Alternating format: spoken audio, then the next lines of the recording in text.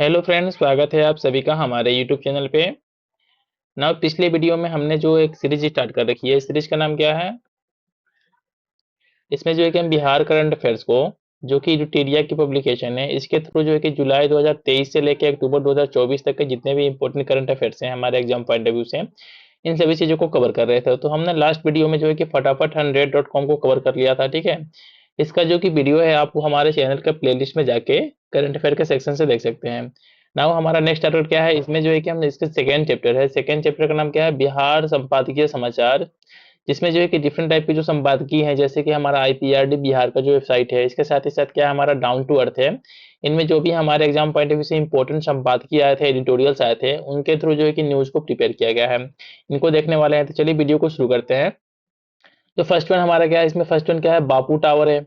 बापू tower के बारे में देख लेते हैं कि बापू टावर का लोकार्पण कहाँ पे किया गया है। इसका लोकार्पण किया गया है पटना के गर्दनी बाग में, ठीक है। बहुत इंपॉर्टेंट हमारे एग्जाम पॉइंट ऑफ व्यू से है कि कहाँ पे इसका लोकार्पण किया गया है। इसका लोकार्पण किया गया है पटना के गर्दनी बाग में। साथ ही साथ में इसकी ऊंचाई कितनी है? 102 फीट है। किसके अकॉर्डिंग? आईपीआरडी बिहार के अकॉर्डिंग, साइट के अकॉर्डिंग। लेकिन जब कुछ न्यूज़पेपर की बात करते हैं तो उनके उसके अकॉर्डिंग जो है कि बापू टावर की ऊंचाई कितनी है? 120 फीट है। तो यदि आपके ऑप्शन में 102 फीट आ रखा है, ठीक है, चार ऑप्शन में से कोई एक ऑप्शन 102 फीट का है, तो आपको उसको जो है कि टिक करके आना है। अगर 102 फीट अवेलेबल नहीं है आपके ऑप्शन में, तब जो है कि आप 120 फीट को लगा के आएंगे। नाउ इसमें अब ज्यादा कुछ इंपॉर्टेंट है नहीं। नेक्स्ट वन देख लेते हैं। हमारा न्यूज क्या है? हमारा नेक्स्ट न्यूज है हमारा तीसरा एशियाई जल पक्षी गणना, ठीक है। 2024 में इसको कंडक्ट किया गया था। कितने जिलों में इसको कंडक्ट किया गया है? इसको कंडक्ट किया गया है हमारे 28 जिले में, बिहार के 28 जिलों में कंडक्ट किया गया है। इसमें से टोटल जो है कि हमारे 28 जिलों के जो 84 जो है कि 84 जो है कि वेटलैंड्स है, वहां पे इस सर्वे को कंडक्ट किया गया है। इस सर्वे के कुछ रिजल्ट्स को देख लेते हैं। इसमें क्या इंपॉर्टेंट रिजल्ट निकल के आया कि बिहार में जल पक्षियों की जो संख्या है कितनी है? 237 प्रजाति मिली है, ठीक है। 237 जो प्रजातियां मिली हैं जल पक्षियों की। तो ये हमारा इंपॉर्टेंट एक डाटा है एग्जाम पॉइंट ऑफ व्यू से। बाकी कुछ इंपॉर्टेंट है नहीं इसमें। नेक्स्ट वन देख लेते हैं। बिहार में रामाचल स्तर क्यों ये इंपॉर्टेंट है? क्योंकि ये डाउन टू अर्थ में आया था। इसका स्रोत है, सोर्स है। और इसमें जो है कि बिहार के जो आर्द्र भूमि, ठीक है, वेटलैंड्स, जिसका नाम क्या है? नागी और नकटी, को रामसर स्थलों में शामिल किया गया है। अब बिहार में कुल कितने रामसर स्थल हैं? 3 है। इसके पहले जो है कि एक ही था, जो कि काबर ताल था, जो कि बेगूसराय में है।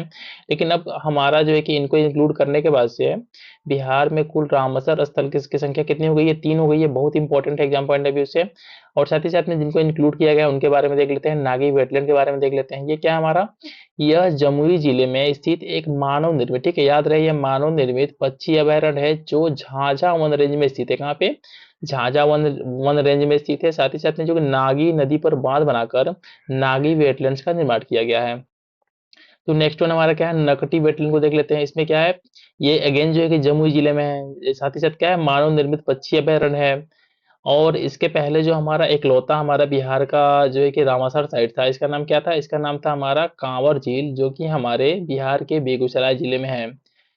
इसको जो है कि 2020 में बिहार का पहला रामासर रामेश्वर स्थल नामित किया गया था। साथ ही साथ में जो कांवर झील हमारा है, ठीक है, कांवर झील वेटलैंड है, ये किस पे है? बूढ़ी गंडक नदी से बनी एशिया की सबसे बड़ी गोकुड़, जिसको जो कि इंग्लिश में बोलते हैं ऑक्सबो लेक है, ठीक है। कहाँ पे? बूढ़ी गंडक जो रिवर है, इंपॉर्टेंट है कि किस नदी पे है? ये बूढ़ी गंडक नदी पे है। इसके बाद से हम नेक्स्ट वन देख लेते हैं श्री श्री सुशील कुमार मोदी जी के बारे में, जिनका हाल ही में जो है कि डेथ हो गई।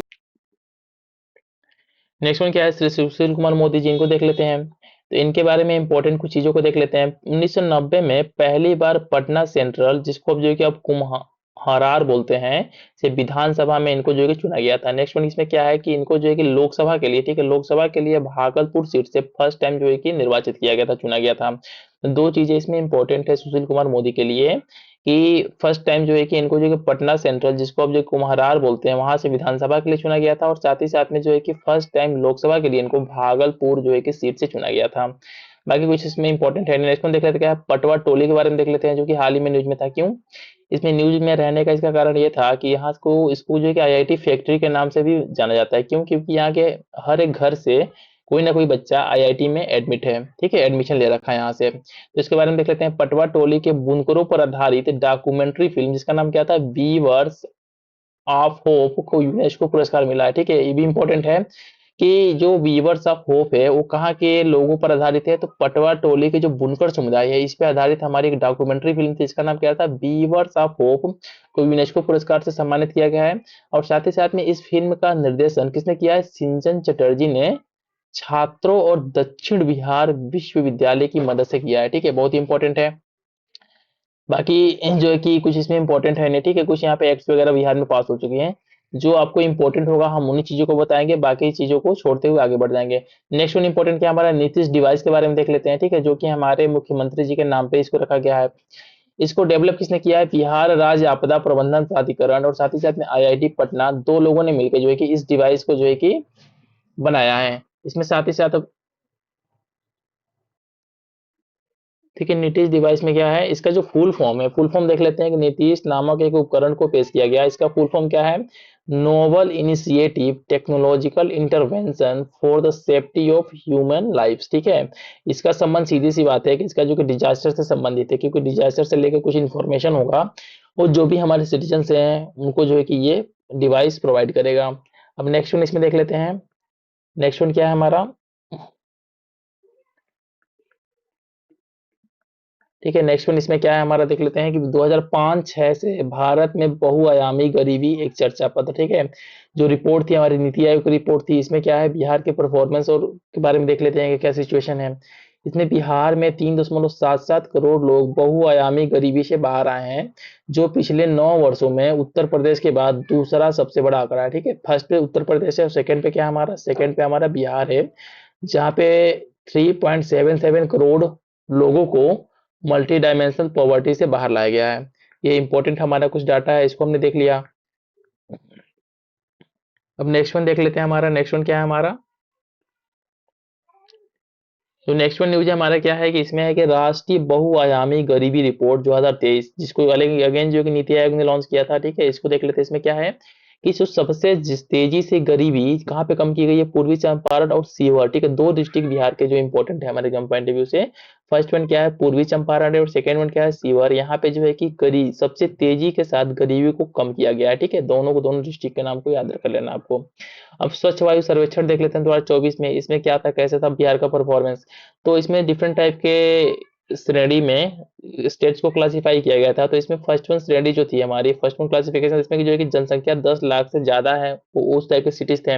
इसमें जो पटना की रैंकिंग कितनी थी हमारी, 10 थी। ठीक है, बहुत इंपॉर्टेंट है कि जो पटना हमारा जो कैपिटल है इसकी रैंकिंग कितनी थी हमारी, 10 थी। और जब श्रेणी 2 की बात करते हैं जिसमें जनसंख्या 3 लाख से 10 लाख तक वाले सिटीज आते हैं, तो इसमें गया की रैंकिंग कितनी थी हमारी, 8वीं थी।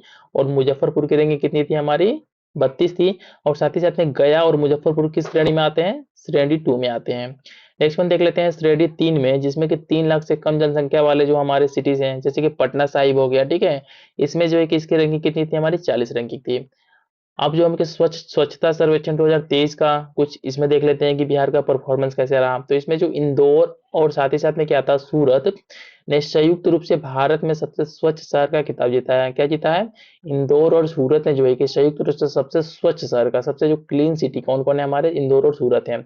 जब बिहार के संदर्भ में बात करते हैं तो बिहार का देश में कितना स्थान था, 15वां स्थान था। ठीक है, बहुत इंपॉर्टेंट है आपके एग्जाम पॉइंट ऑफ व्यू से कि स्वच्छता सर्वेक्षण 2023 में बिहार की रैंकिंग कितनी है हमारी, 15 है।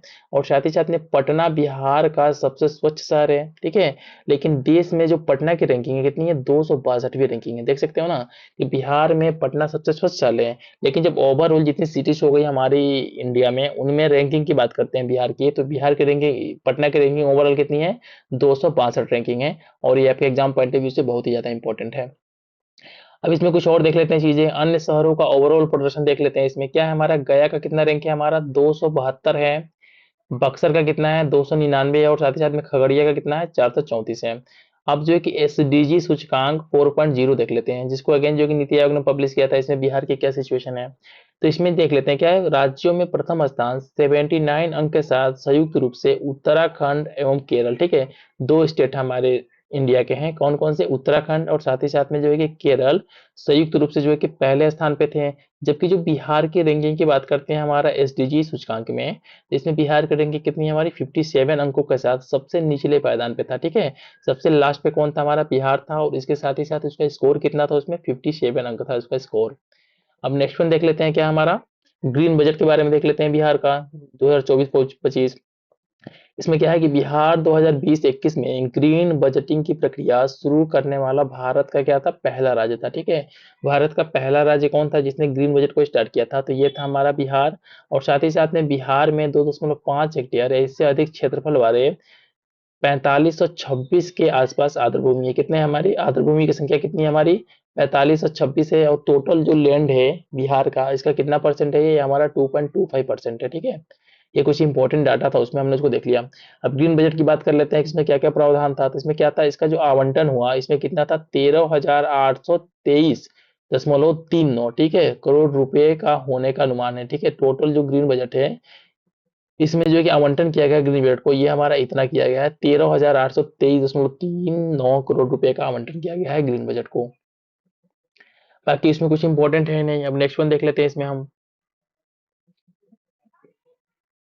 इसमें नेक्स्ट वन हमारा क्या है, इसमें नेक्स्ट वन क्या है हमारा, बाल कल्याण बजट। ठीक है, अगेन जो है कि किससे रिलेटेड है हमारा, ये बिहार से रिलेटेड है। बिहार, इसमें बस इस नाम को जानना है कि किससे संबंधित है इसका। ठीक है, फिर सेकेंड जो है कि हमारा एक बहुत ही फेमस स्कीम है बिहार का, जिसका नाम क्या है, जीविका। ठीक है, जीविका के बारे में देख लेते हैं। एकदम इस नाम को याद कर लीजिएगा, क्योंकि किसको पेपर में आने की संभावना ज्यादा है कि जीविका नामक जो स्कीम है किस स्टेट के द्वारा लॉन्च किया गया है। तो इसको लॉन्च किया गया है बिहार सरकार के द्वारा।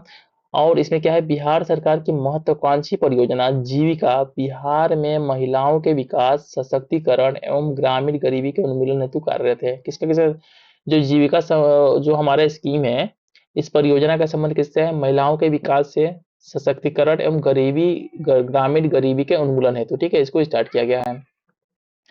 नेक्स्ट वन इसमें देख लेते हैं क्या हमारा, जल जीवन हरियाली अभियान को मिलने वाले पुरस्कार। ठीक है, इसमें जो हाल ही में जो है कि पता होगा आपको कि COP28 का सम्मेलन जो था कहाँ पे, दुबई में आयोजित किया गया था। और इसमें जो है कि हमारा जो जल जीवन हरियाली अभियान है जो बिहार का है, इसको जो क्या हुआ था, वैश्विक स्तर पर सराहना प्राप्त हुई थी। ठीक है, तो इस तरीके से अगर पेपर में पूछ जाता है कि हाल ही में हुए COP28 जिसका आयोजन दुबई में किया गया था, इसमें बिहार के किस पुरस्कार को वैश्विक स्तर पर सराहना मिली थी, तो इसका नाम क्या होगा, जल जीवन हरियाली अभियान।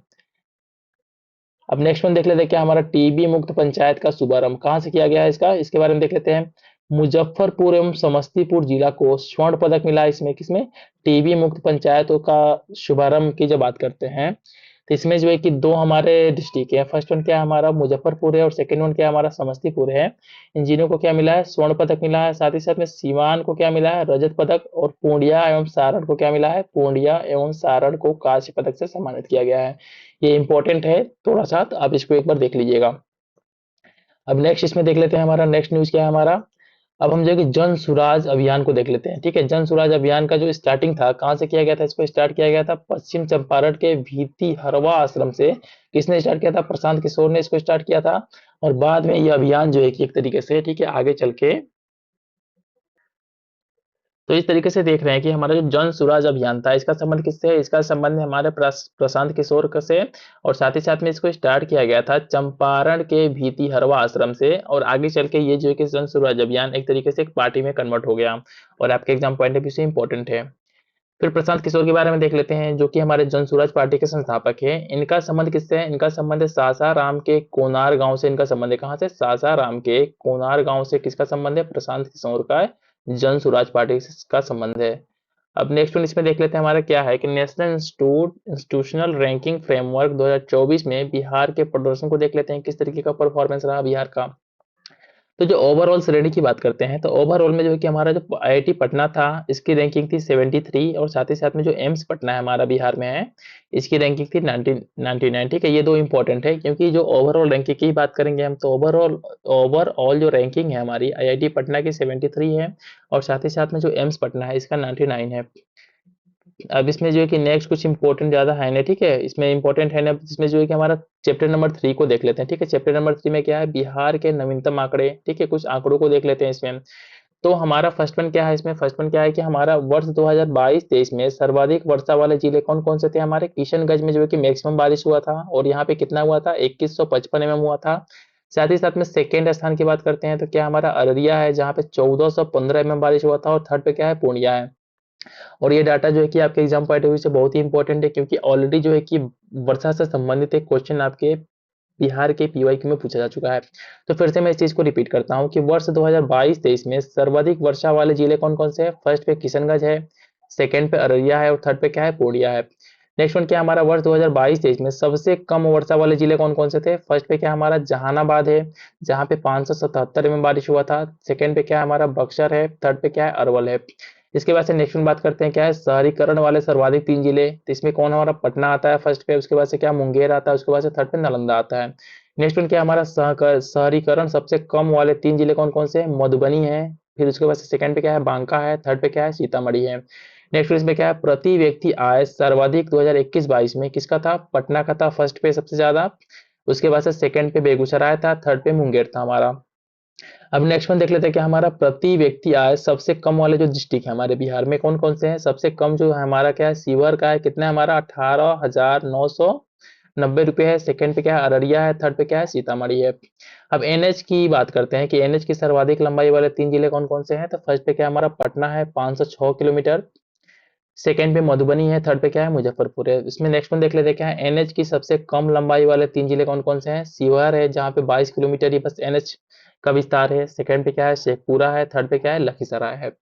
इसके बाद से हम स्टेट हाईवेज की बात करते हैं तो सर्वाधिक लंबाई वाले 3 जिले कौन कौन से हैं। इसे देखिए यहाँ पे ना, ये इंपॉर्टेंट है कि जब हम स्टेट हाईवे की बात करते हैं तो सर्वाधिक लंबाई वाले 3 जिलों में फर्स्ट पे कौन आता है हमारा, गया आता है। देखिए पटना नहीं है यहाँ पे, इस बात को ध्यान रखिएगा कि जब भी हम स्टेट हाईवे की बात करेंगे तो सर्वाधिक लंबाई वाले 3 जिलों में फर्स्ट पे कौन आएगा, गया। सेकंड पे दरभंगा। थर्ड पे क्या आएगा, रोहतास आएगा। इसके बाद से नीचे देख लेते हैं क्या हमारा, स्टेट हाईवे की सबसे जब कम लंबाई की बात करते हैं अगेन तो 3 जिले कौन कौन से हैं। इसमें कुछ ज्यादा चेंजेस नहीं है। जो फर्स्ट पे क्या होगा हमारा, सिवही है, ठीक है, शिवहर ही है जहाँ पे 12 किलोमीटर है। फिर सेकंड पे क्या है, खगड़िया है। उसके बाद से क्या है, बक्सर और लखीसराय है। इसके बाद से नेक्स्ट वन देख लेते हैं क्या है, वर्ष 2022-23 में सर्वाधिक बिजली की खपत वाले जिले कौन कौन से हैं। पटना है, सेकंड पे गया है। थर्ड पे क्या है, मुजफ्फरपुर है। नेक्स्ट वन क्या है, इसमें वर्ष 2022-23 में सबसे कम बिजली की खपत वाले जिले कौन कौन से हैं। शिवहर है, फिर क्या है, अरवल है, फिर क्या है, शेखपुरा है। इसके बाद से क्या है, चावल के उत्पादन की बात करें कि चावल के उत्पादन के शीर्ष 3 जिले कौन कौन से हैं हमारे। तो कौन कौन से, फर्स्ट पे कौन है हमारा, रोहतास है। सेकंड पे क्या है, औरंगाबाद है। थर्ड पे क्या है, कैमूर है। चावल के उत्पादकता के शीर्ष 3 जिले कौन है जहाँ पे प्रोडक्टिविटी हाई है चावल की।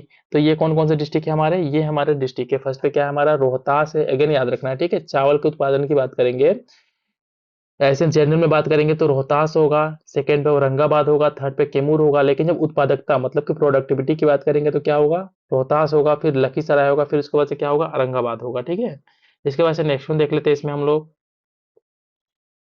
ओके ना, नेक्स्ट देख लेते हैं इसमें क्या है हमारा, जो हमने अभी अभी तक क्या देख रहे थे कि चावल की जब उत्पादकता की बात करते हैं तो फर्स्ट पे रोहतास, सेकंड पे लखीसराय, थर्ड पे औरंगाबाद। अब गेहूं की बात करते हैं कि उत्पादन में शीर्ष 3 जिले कौन कौन से हैं। तो रोहतास में मैक्सिमम प्रोडक्शन होता है। उसके बाद से सेकंड पे कैमूर है। थर्ड पे क्या है, भोजपुर है। तो इसमें ये देख रहे हैं ना, एक चीज इसमें सिमिलरिटी है दोनों में कि जब चावल के उत्पादन की बात करते हैं, ठीक है, चावल के उत्पादन की बात करते हैं तो टॉप पे क्या हमारा, रोहतास है। और जब हम गेहूं की बात करते हैं तो फिर अगेन क्या है हमारा, रोहतास ही टॉप पे है। ठीक है, जब गेहूं की उत्पादकता में जब उत्पादकता की बात करते हैं, ठीक है, तो सिर्फ 3 जिले कौन कौन से हैं। फर्स्ट पे हमारा खगड़िया है, सेकंड पे बेगूसराय है और थर्ड पे क्या है, समस्तीपुर है। इसके बाद से हम मक्का उत्पादन की बात करते हैं कि मक्का के उत्पादन के शीर्ष 3 जिले कौन कौन से हैं। तो फर्स्ट पे क्या है, अररिया है। उसके बाद से क्या है, कटिहार। उसके बाद से क्या है, पूर्णिया है। अब हम मक्का उत्पादकता की बात करते हैं कि प्रोडक्टिविटी में किन कौन से जो है कि हमारे टॉप के डिस्ट्रिक्ट हैं। तो फर्स्ट पे क्या है, अररिया है, कटिहार है, पूर्णिया है। इसके बाद से क्या है, दलहन की बात करते हैं हम, उत्पादन में शीर्ष 3 जिले कौन कौन से हैं। तो फर्स्ट पे पटना है, फिर औरंगाबाद है, फिर नालंदा है। इसके बाद से हम दलहन की उत्पादकता की बात करते हैं, प्रोडक्टिविटी की, तो शीर्ष पे कौन कौन जिले हैं, बेगूसराय है, नालंदा है, फिर क्या है, सिवान है। गन्ना उत्पादन की बात करते हैं, बहुत इंपॉर्टेंट है, तो शीर्ष के 3 जिले कौन कौन से हैं। पश्चिमी चंपारण में मैक्सिमम प्रोडक्शन होता है, अकेले जो है कि 64.5% प्रोडक्शन जो है कि गन्ना में, शुगर केन में देता है। साथ ही साथ में सेकंड पे क्या है, पूर्वी चंपारण है। उसके बाद से क्या है हमारा, थर्ड बन जाए क्या है हमारा, गोपालगंज है। गन्ना की उत्पादकता की बात करते हैं, ठीक है, प्रोडक्टिविटी की बात करते हैं तो टॉप पे कौन कौन हमारे जिले हैं। फर्स्ट पे बेगूसराय है, सेकंड पे समस्तीपुर है, थर्ड पे क्या है, खगड़िया है। अब अमरूद का सर्वाधिक उत्पादन की बात करते हैं, ठीक है, अमरूद के सर्वाधिक उत्पादन की बात करते हैं तो सबसे ज्यादा प्रोडक्शन कहाँ होता है, नालंदा में होता है। फिर कहाँ पे होता है हमारा, भोजपुर में होता है। और थर्ड कहाँ पे होता है, रोहतास में होता है। और आम का सर्वाधिक उत्पादन की बात करते हैं तो कहाँ पे होता है, दरभंगा में मैक्सिमम प्रोडक्शन होता है मैंगोज का, सेकंड पे हमारा पूर्वी चंपारण है, थर्ड पे वैशाली है। इसके बाद से केला के उत्पादन की बात करें सर्वाधिक तो कहाँ पे होता है, मधुबनी में होता है। इसके बाद से लीची की सर्वाधिक उत्पादन की बात करें तो क्या हुआ, मुजफ्फरपुर में होता है, ठीक है। हम सेकंड थर्ड नहीं देख रहे हैं क्योंकि इतना इंपॉर्टेंट है नहीं। फिर आलू के सर्वाधिक उत्पादन की बात करें तो क्या हमारा पटना है, सेकंड पे नालंदा है, फिर समस्तीपुर है। प्याज के सर्वाधिक उत्पादन की बात करते हैं तो फर्स्ट पे क्या है, नालंदा है, इसके बाद क्या है, वैशाली है, उसके बाद क्या है, पश्चिम चंपारण है। फिर बैगन के उत्पादन की बात करते हैं तो इतना इंपॉर्टेंट है, इसको स्किप कर दिया। फिर मछली के उत्पादन की बात करते हैं तो कौन क्या है, हमारा मधुबनी डिस्ट्रिक्ट जो फर्स्ट पे है। तो इस तरीके से हमने जो भी हमारा प्रोडक्शन है एग्रीकल्चर से रिलेटेड उन सभी चीजों को हमने देख लिया। साथ ही साथ में हाईवेज को देखा, हमने वर्षा को देखा कि कहाँ पे हमारा रेंज ज्यादा आता है। अब इन सभी चीजों को हम थोड़ा फास्ट ट्रैक में फिर से रिपीट कर देते हैं जिससे कि जो की चीजें आपको अच्छे से याद हो जाए, ठीक है। तो फर्स्ट वन देख लेते हैं, हमारा फर्स्ट वन क्या है। जब हम सर्वाधिक वर्षा की बात करते हैं तो क्या हमारा किशनगंज टॉप पे है, सेकंड पे अररिया, थर्ड पे पूर्णिया है। जब कम वर्षा की बात करते हैं तो जहानाबाद में मिनिमम होता है, उसके बाद से बक्सर, उसके बाद से क्या है, अरवल है। जब हम शहरीकरण की बात करते हैं तो मैक्सिमम कहाँ है, पटना है, सेकंड पे मुंगेर है, थर्ड पे नालंदा है। जब हम शहरीकरण सबसे कम की बात करते हैं तो सबसे कम शहरीकरण कहाँ पे है, मधुबनी में है, उसके बाद से क्या है, बांका है, साथ ही साथ में क्या है, सीतामढ़ी में है। जब हम प्रति व्यक्ति आय सर्वाधिक की बात करते हैं तो फर्स्ट पे पटना है, सेकंड पे बेगूसराय है, थर्ड पे मुंगेर है। जब हम कम आय की बात करते हैं प्रति व्यक्ति तो सबसे कम कहाँ का है, शिवहर का है, सेकंड पे अररिया है, थर्ड पे सीतामढ़ी है। जब हम एनएच की बात करते हैं कि सर्वाधिक लंबाई वाले 3 जिले कौन है एनएच के मामले में तो फर्स्ट पे पटना है, सेकंड पे मधुबनी है, थर्ड पे क्या है, हमारा मुजफ्फरपुर है। जब हम एनएच की सबसे कम लंबाई की बात करते हैं तो फर्स्ट पे क्या है, शिवहर है, उसके बाद से शेखपुरा है, उसके बाद से लखीसराय है। इसी तरीके से हम जब स्टेट हाईवे की बात करते हैं कि सर्वाधिक लंबाई वाले 3 जिले कौन कौन से हैं तो फर्स्ट पे क्या है, गया है, उसके बाद से दरभंगा है, ठीक है। उसके बाद से रोहतास है, मैक्सिमम वाले हैं। इसके बाद से हम स्टेट हाईवे की बात करते हैं सबसे कम लंबाई वाले में तो कौन है, फर्स्ट पे शिवहर है, उसके बाद से खगड़िया, उसके बाद से बक्सर और लखीसराय है। इस तरीके से वर्ष 2023 में बात करते हैं सर्वाधिक बिजली की खपत वाले जिले कौन कौन से हैं तो पटना में सबसे मैक्सिमम हुआ है, फिर क्या हुआ है, गया में हुआ, इसके बाद से क्या है, मुजफ्फरपुर में हुआ है। अब सबसे कम बिजली की खपत वाले जिले की बात करते हैं तो फर्स्ट पे क्या है, शिवहर है, सेकंड पे अरवल है, थर्ड पे क्या है, शेखपुरा है। चावल के उत्पादन की बात करते हैं तो शीर्ष तीन टॉप के डिस्ट्रिक्ट कौन कौन से हमारा, रोहतास है, सेकंड पे क्या है, औरंगाबाद है, थर्ड पे क्या है, कैमूर है। और आपके एग्जाम पॉइंट ऑफ व्यू से बहुत इंपॉर्टेंट है इसलिए फिर से मैं रिपीट करता हूँ कि चावल के उत्पादन के मामले में क्या हमारा रोहतास टॉप पे है, सेकंड पे औरंगाबाद है, थर्ड पे क्या है, कैमूर है। जब हम चावल की उत्पादकता की प्रोडक्टिविटी की बात करते हैं तो रोहतास टॉप पे है अगेन, फिर सेकंड पे लखीसराय है, थर्ड पे क्या है, औरंगाबाद है। जब हम बात करते हैं गेहूं के उत्पादन के शीर्ष के लिए कौन टॉप पे है हमारे तीन तो कौन है, रोहतास फर्स्ट पे है, सेकंड पे कैमूर है, थर्ड पे क्या है, भोजपुर है। गेहूं की उत्पादकता की बात करते हैं तो खगड़िया फर्स्ट पे है, बेगूसराय है, फिर समस्तीपुर है। मक्का की बात करते हैं तो टॉप तीन कौन है, अररिया है, कटिहार है, पूर्णिया है। जब हम दलहन की बात करते हैं तो टॉप तीन कौन है हमारे, पटना है, औरंगाबाद है, नालंदा है। इसके बाद से हम सेकंड में देख लेते हैं क्या हमारा, दलहन की उत्पादकता की बात करते हैं तो फर्स्ट पे क्या है, बेगूसराय है, नालंदा है, सिवान है। इसके बाद से गन्ना उत्पादन की बात करते हैं तो फर्स्ट पे क्या है, पश्चिम चंपारण है, बहुत इंपॉर्टेंट है। अगर मैं बोलता हूँ कि जो गन्ना के उत्पादन की बात करते हैं तो शीर्ष पे हमारा फर्स्ट पे कौन है हमारा, पश्चिम चंपारण है, सेकंड पे पूर्वी चंपारण है, थर्ड पे हमारा गोपालगंज है। लेकिन अगेन जब हम उत्पादकता की बात करते हैं, प्रोडक्टिविटी की बात करते हैं तो फर्स्ट पे हमारा बेगूसराय आ जाता है, सेकंड पे समस्तीपुर आ जाता है और थर्ड पे हमारा खगड़िया आ जाता है। जब हम अमरूद की सर्वाधिक उत्पादन की बात करते हैं तो नालंदा फर्स्ट पे है। आम की बात करते हैं तो फर्स्ट पे दरभंगा है। केला की बात करते हैं तो फर्स्ट पे मधुबनी है। इसी तरीके से लीची की बात करते हैं तो फर्स्ट पे मुजफ्फरपुर है। आलू की बात करते हैं तो क्या हमारा पटना है। और प्याज की बात करते हैं तो नालंदा है। बैगन में नालंदा है। और मछली में क्या है, मधुबनी है। बहुत इंपॉर्टेंट है कि मछली के प्रोडक्शन में टॉप में कौन है, मधुबनी है। सेकंड पे दरभंगा है और थर्ड पे क्या है, पूर्वी चंपारण है। इस तरीके से हमने जो भी इंपॉर्टेंट हमारे बिहार से संबंधित नवीनतम आंकड़े थे उन सभी चीजों को देख लिया। अब नेक्स्ट वन क्या है हमारा, नेक्स्ट वन जो है कि बिहार में जो जाति आधारित गणना हुई थी, पता है आपको कि जो बहुत इंपॉर्टेंट था ये, ठीक है। और इसको बिहार सरकार ने कंडक्ट कराया था और साथ ही साथ में पूरे देश में जो है कि इसको लेके आवाज उठती है कि हमारे स्टेट में भी इस जाति आधारित गणना को कंडक्ट करवाइए। तो इसके इसके आंकड़े देख लेते हैं इसमें। पहले क्या है, हमारा बिहार में जाति जनगणना की शुरुआत हुई थी 7 जनवरी कब, 2023 को, ठीक है। 7 जनवरी 2023 को बिहार में जाति जनगणना की शुरुआत हुई थी। इसके साथ साथ क्या था, जाति गणना की शुरुआत मुख्यमंत्री नीतीश कुमार ने वैशाली के हरसेर गांव में, कहाँ पे, वैशाली में एक गांव है जिसका नाम क्या है, हरसेर गांव है, वहां पे जो है कि 01 लिखकर किया था। कहाँ पे, तो एक इम्पोर्टेंट ये है कि हमारा जो जाति आधारित जनगणना है इसकी शुरुआत का डेट क्या था, 7 जनवरी, ठीक है, याद रखिएगा जनवरी। और साथ ही साथ में इसका स्टार्टिंग किस प्लेस से किया गया था, तो इसको किया गया था वैशाली के जो है कि हरसेर गांव से। इसमें क्या है, नेक्स्ट वन क्या है, यह सर्वे करवाने की जिम्मेदारी सरकार ने जनरल एडमिनिस्ट्रेशन डिपार्टमेंट जो कि जीएडी होता है, सेक्रेटेरिएट में इसको सौंपी गई थी। नेक्स्ट क्या है, इस गणना से संबंधित डेटा जो कि बीजांग मोबाइल ऐप, ठीक है, बीजांग एक मोबाइल ऐप है, उस पे जो है कि एक डिजिटली जो है कि एकत्रित किया गया था।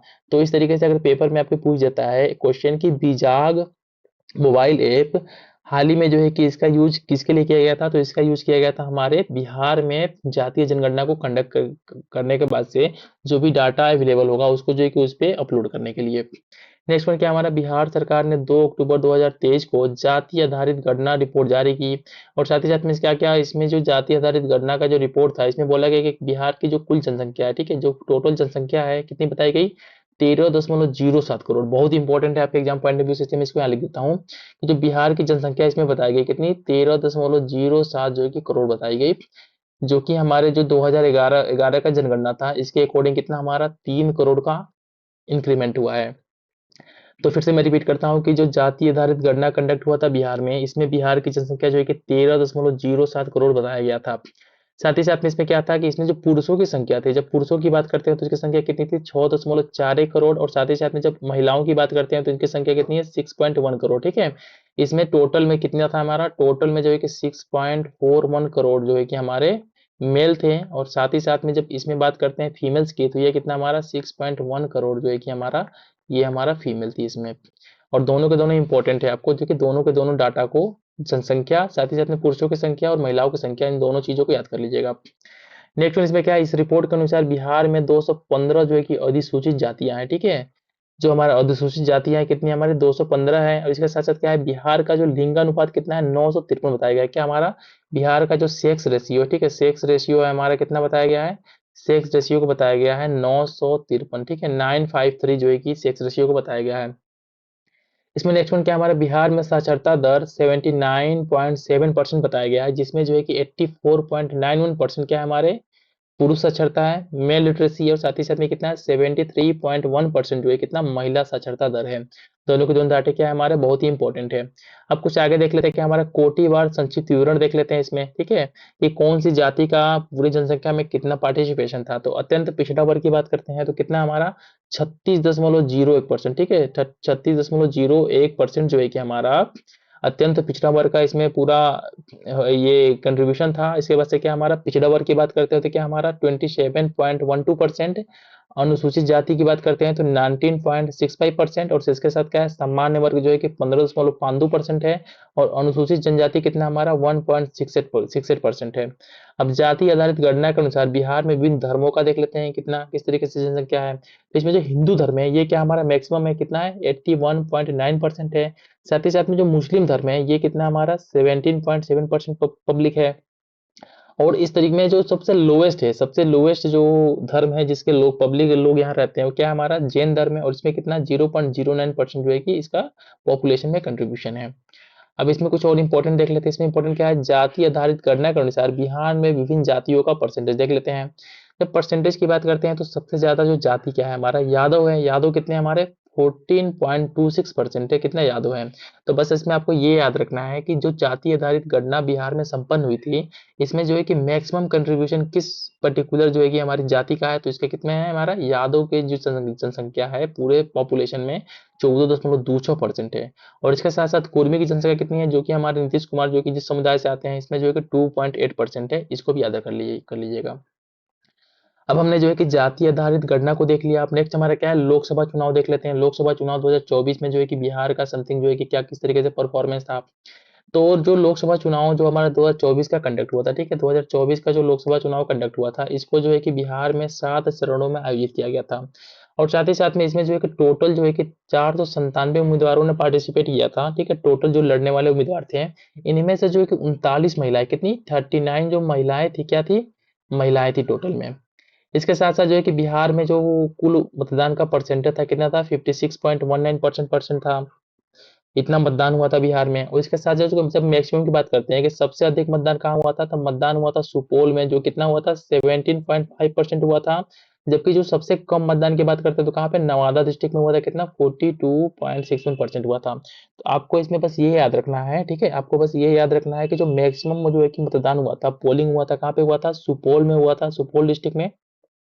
और साथ ही साथ में जब मिनिमम की बात करते हैं तो कहाँ पे हुआ था, नवादा में हुआ था। साथ ही साथ में जो हमारे टोटल 40 सीटें हैं, ठीक है, 40 सीटें हैं, इन 40 सीटों में से भाजपा को कितनी सीटें पे विक्ट्री हुआ, 12 सीटों पर, जेडीयू जेडीयू जो है कि उसके साथ ही साथ में कितना हुआ, 12 सीटों पर, एलजेपी 5 पे और आरजेडी 4 पे, ठीक है।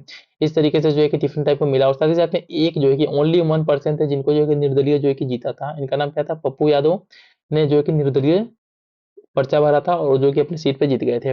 नेक्स्ट इंपॉर्टेंट देख लेते क्या है, बिहार की शांभवी चौधरी, जिनका जो है कि एज कितना है, 25 साल है इनका एज है, सबसे कम उम्र की, और जीतन राम मांझी जो है कि सबसे उम्रदराज सांसद थे, ठीक है इसमें। तो बहुत ही इंपॉर्टेंट है आपके एग्जाम पॉइंट ऑफ व्यू से कि जो सबसे कम उम्र की जो वोमेन थी, जिनका जो है कि एज ए लोकसभा में सांसद के रूप में निर्वाचन हुआ था बिहार से, इनका नाम क्या है, शांभवी चौधरी है, और इनका एज कितना था, 25 पर था। साथ ही साथ में जो सबसे मैक्सिमम थे बिहार से, ठीक है, जिनका जो है कि चयन सांसद के रूप में हुआ था, ये हमारे जीतन राम मांझी जो है कि हमारे पूर्व मुख्यमंत्री रह चुके हैं।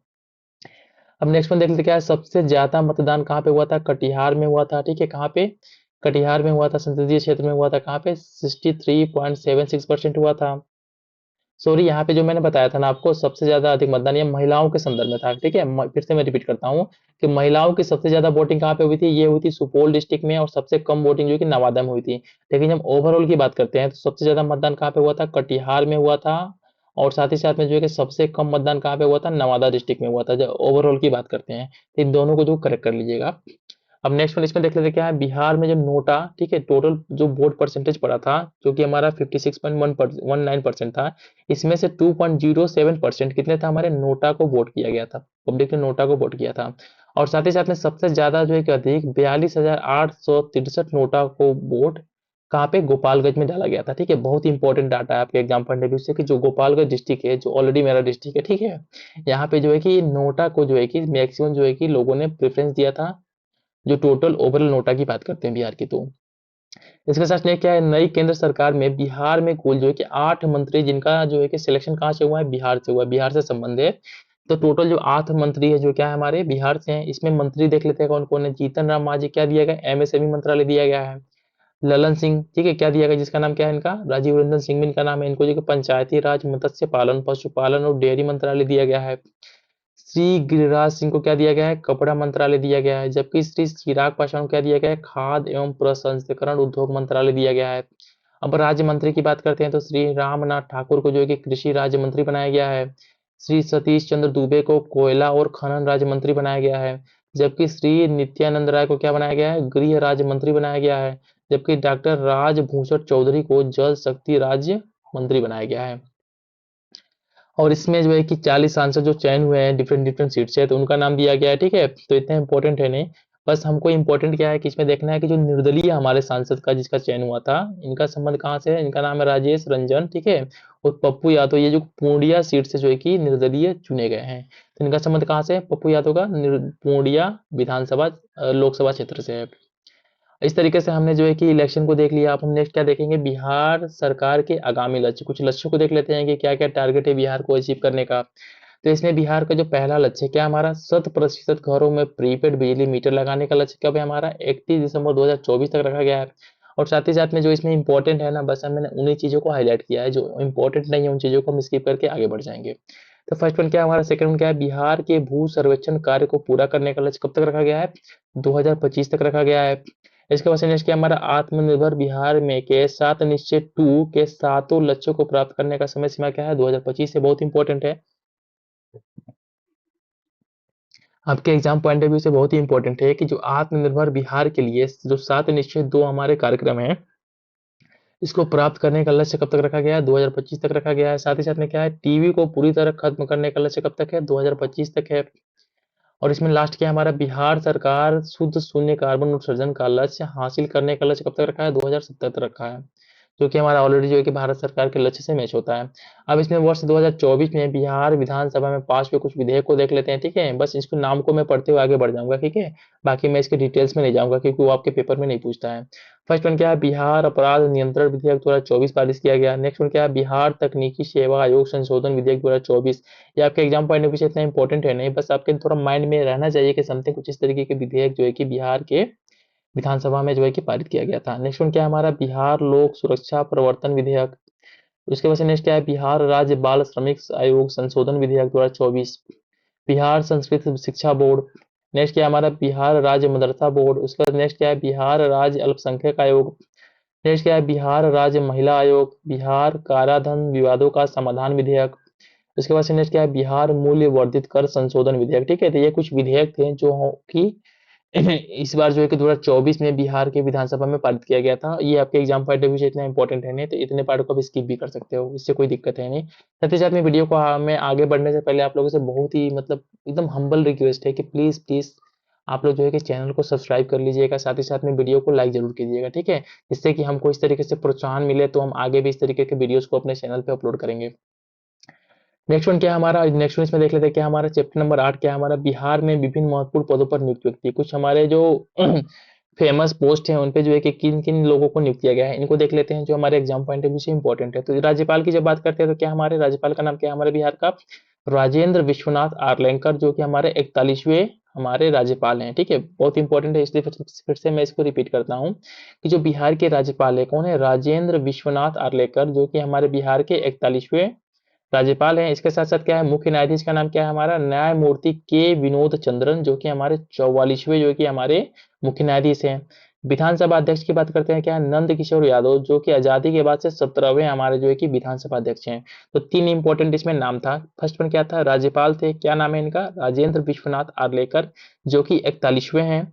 उसके बाद से मुख्य न्यायाधीश की जब बात करते हैं तो ये कौन से हमारे, न्यायमूर्ति के विनोद चंद्रन है, जो कि हमारे क्या है, हमारे 44वें हैं। इसके बाद से विधानसभा अध्यक्ष की बात करते हैं तो क्या हमारे नंद किशोर यादव, जो कि हमारे आजादी के बाद से क्या हमारे 17वें जो कि विधानसभा अध्यक्ष हैं। इसके बाद से कुछ और देख लेते हैं, इसमें इंपॉर्टेंट डाटा क्या है। इसमें क्या है कि उत्तर प्रदेश के हाल ही में एक मुख्य सचिव नियुक्त किया गया है, जो कि हमारे जिनका संबंध कहाँ, जिनका नाम क्या है, मनोज कुमार है। उनका संबंध कहाँ से, बिहार के रोहतास डिस्ट्रिक्ट से है। तो उत्तर प्रदेश का जो है कि नया मुख्य सचिव मनोज कुमार को नियुक्त किया गया है और इनका संबंध कहाँ से है, बिहार के रोहतास डिस्ट्रिक्ट से है। नेक्स्ट वन क्या हमारा, भारतीय महिला हॉकी टीम का जो मुख्य कोच इसमें अपॉइंट किया गया है, ये इनका नाम क्या है, हरेंद्र सिंह है। उनका संबंध कहाँ से है, बिहार के सारण जिले से है। ठीक है, बहुत इंपॉर्टेंट है कि हरेंद्र सिंह, जिनको जो है कि भारतीय महिला हॉकी टीम का मुख्य कोच अपॉइंट किया गया है, इनका संबंध कहाँ से है, बिहार के सारण जिले से है। बाकी इसमें कुछ इंपॉर्टेंट है नहीं, ठीक है, बिहार के नए मंत्रिमंडल इंपॉर्टेंट है नहीं, आप इसको स्किप करके आगे बढ़ जाइएगा। ठीक है, नेक्स्ट वन देख लेते हैं कि हमारा वर्ष 2023-24 में बिहार में चलाए गए कुछ महत्वपूर्ण अभियान को देख लेते हैं। बस हम इसमें अभियान देखेंगे और किसके द्वारा इसको स्टार्ट किया गया उसको देखेंगे, और इसमें जो मुख्य बिंदु दिया हुआ है, ठीक है, वो हमारे एग्जाम पॉइंट ऑफ व्यू से इंपॉर्टेंट है नहीं, इसको स्किप कर देंगे। तो पहला क्या हमारा, जन सुराज अभियान है, इसका संबंध किससे है, प्रशांत किशोर से है।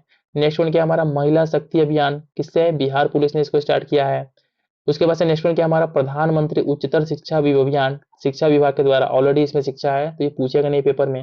नेक्स्ट वन क्या है, यू आर द वन एवं टर्निंग 18 अभियान, किसके द्वारा, पटना जिला प्रशासन के द्वारा। बहुत इंपॉर्टेंट है आपके एग्जाम पॉइंट ऑफ व्यू से कि यू आर द वन एवं जो है कि टर्निंग 18 अभियान किसके द्वारा, पटना जिला प्रशासन के द्वारा स्टार्ट किया गया है तैयार हम अभियान किसके द्वारा, बिहार पुलिस के द्वारा। इसके वजह से क्या है, मिशन दक्ष अभियान, मिशन दक्ष अभियान किसके द्वारा, शिक्षा विभाग के द्वारा।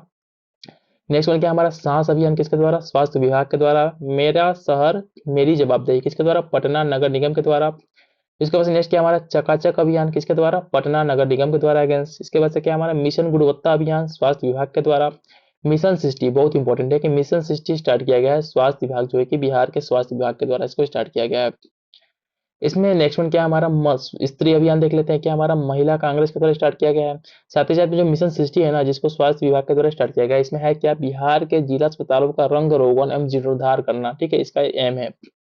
जल जीवन हरियाली अभियान देख लेते हैं, किसके द्वारा, ग्रामीण विकास विभाग के द्वारा इसको स्टार्ट किया गया है। सास बहू बेटी अभियान किसके द्वारा, स्वास्थ्य विभाग के द्वारा स्टार्ट किया गया है।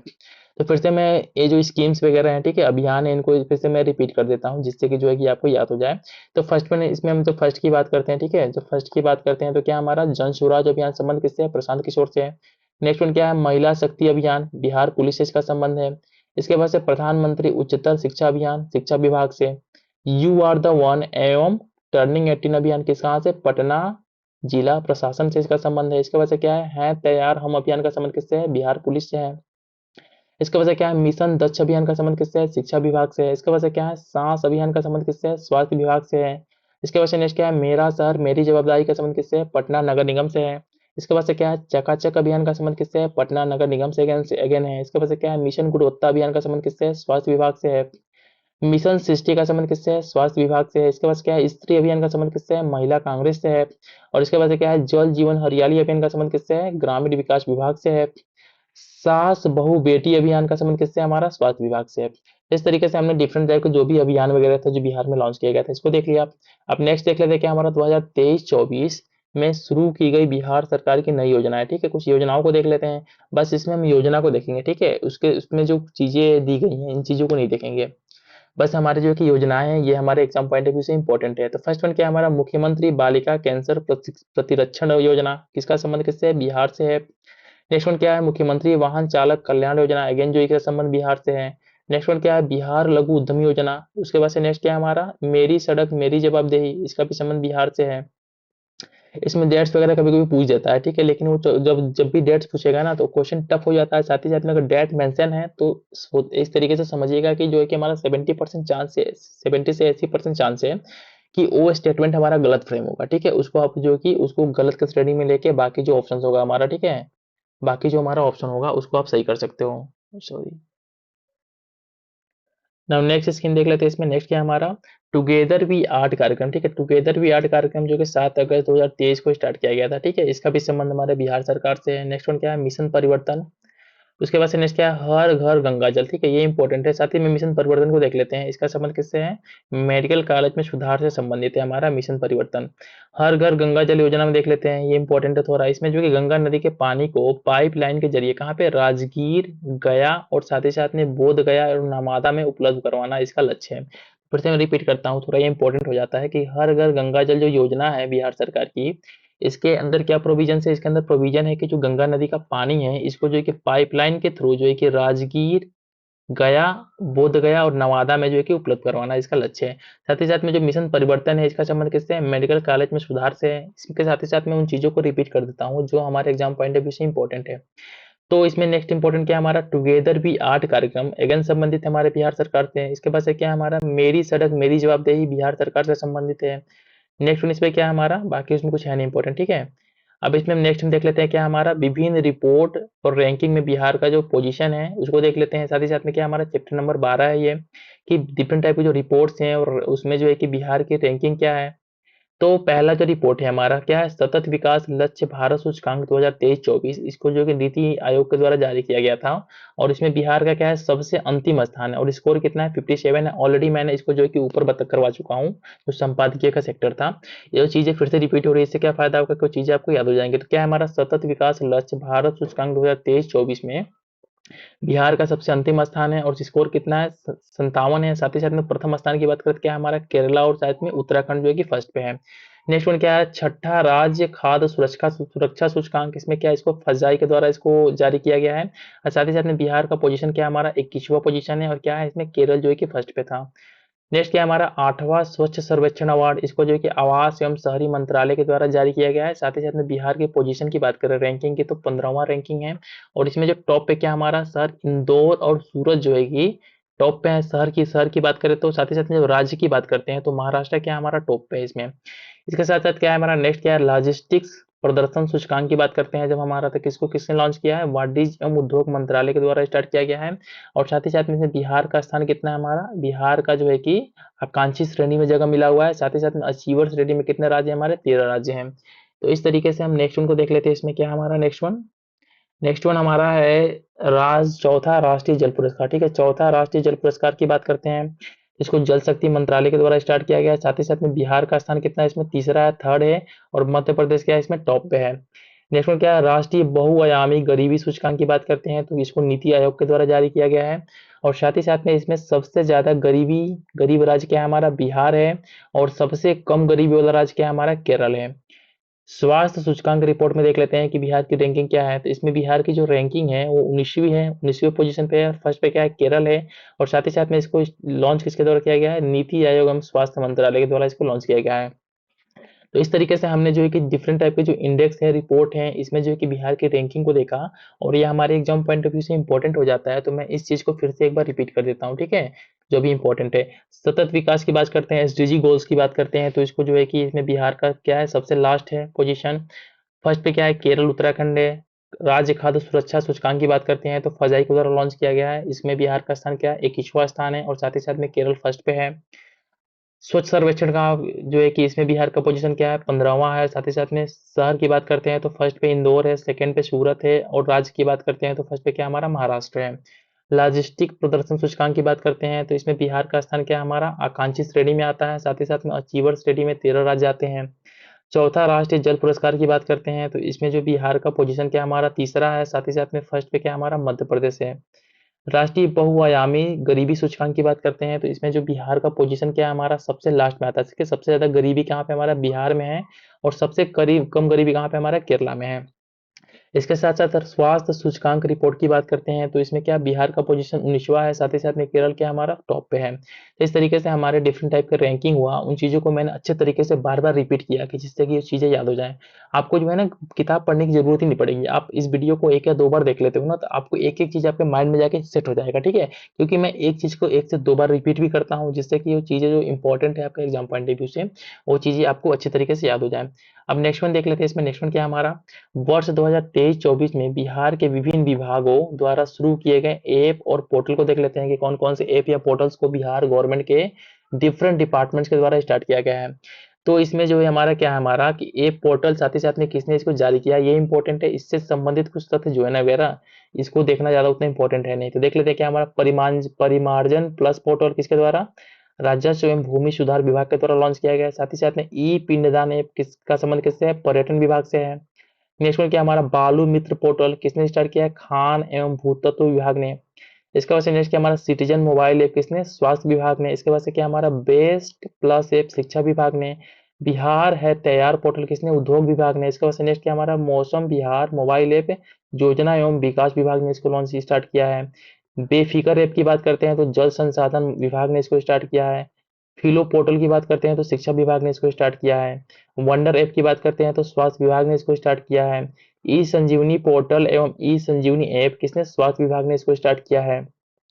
नेक्स्ट वन क्या हमारा हायरिंग मोबाइल ऐप किसने स्टार्ट किया है, सहकारिता मंत्रालय ने। इसके बाद से क्या हमारा विद्या वाहिनी मोबाइल ऐप किसने, शिक्षा विभाग ने। दृष्टि ऐप इंपॉर्टेंट है, बहुत इंपॉर्टेंट है। दृष्टि ऐप को किसने स्टार्ट किया है, ये स्टार्ट किया गया है जल संसाधन विभाग के द्वारा। चक्र मोबाइल ऐप किसने, बिहार पुलिस ने स्टार्ट किया है। ई निश्चय पोर्टल किसने, पंचायती राज विभाग ने। वामी से किसने, जल संसाधन विभाग ने। इसके बाद से नेक्स्ट क्या हमारा अनमोल ऐप, अनमोल ऐप की बात करते हैं तो किसने, स्वास्थ्य विभाग ने। इसके बाद से क्या ई लाट्स पोर्टल किसने, बिहार शिक्षा परियोजना परिषद द्वारा।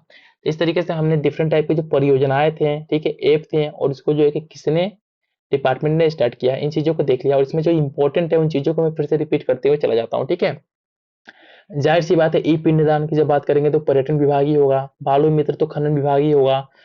इसके बाद से नेक्स्ट हमारा क्या है इसमें जो इंपॉर्टेंट है, बेस्ट प्लस ऐप। ठीक है, बेस्ट प्लस ऐप की बात करते हैं तो किसने, शिक्षा विभाग ने इसको स्टार्ट किया है। बेस्ट प्लस ऐप को शिक्षा विभाग ने स्टार्ट किया है। बिहार है तैयार पोर्टल को उद्योग विभाग ने। मौसम बिहार मोबाइल ऐप को योजना और विकास मंत्रालय ने। बेफिकर ऐप बहुत इंपॉर्टेंट है कि बेफिकर ऐप को किस डिपार्टमेंट ने स्टार्ट किया है, जल संसाधन विभाग ने। ठीक है, फिर से मैं रिपीट करता हूँ कि जो बेफिकर ऐप है हमारा, ठीक है, बेफिक्र ऐप है इसको जो है कि जल संसाधन विभाग के द्वारा बिहार के स्टार्ट किया गया है। इसके बाद नेक्स्ट क्या हमारा फिलो पोर्टल है, इसको शिक्षा विभाग के द्वारा स्टार्ट किया गया है।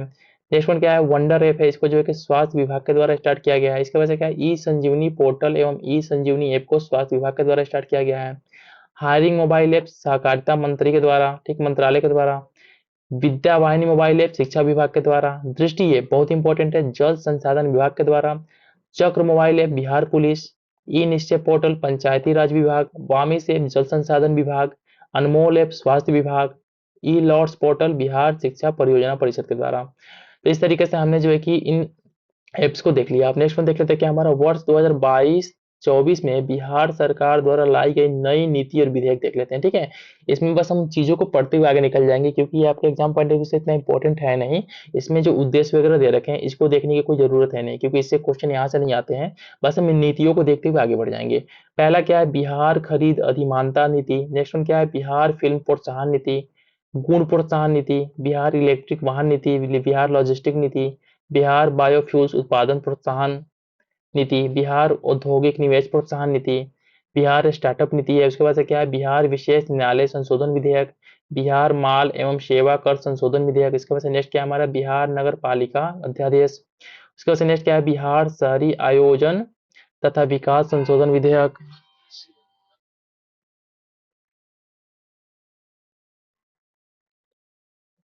नाउ नेक्स्ट देख क्या है इसमें, नेक्स्ट है हमारा बिहार राज्य विश्वविद्यालय सेवा आयोग संशोधन विधेयक 2022। तो इस तरीके से हमने जो है कि डिफरेंट टाइप के जो भी विधेयक थे जो कि हमारा 22 से 24 के बीच में बिहार सरकार के द्वारा लाया गया था, उन सभी चीजों को देख लिया। और ये आपके एग्जाम पॉइंट ऑफ व्यू से इतना इंपॉर्टेंट है नहीं, क्योंकि इस सेक्शन से क्वेश्चंस आने के चांसेस बहुत ही कम होते हैं, ठीक है। तो आप इस सेक्शन को स्किप भी कर सकते हो, बाकी ऐसे थोड़ा सा आपके माइंड में एक बार देख लोगे तो ये चीजें थोड़ी बैठ जाएंगी। तो अगर बाय द वे ऐसा कुछ कंडीशन आता है कि एक्सेप्शनल कंडीशन होते हैं जिसमें क्वेश्चंस आ जाते हैं, तो आप उन क्वेश्चंस को कर लो इजीली, इसलिए मैंने इन चीज़ों को भी करवा दिया।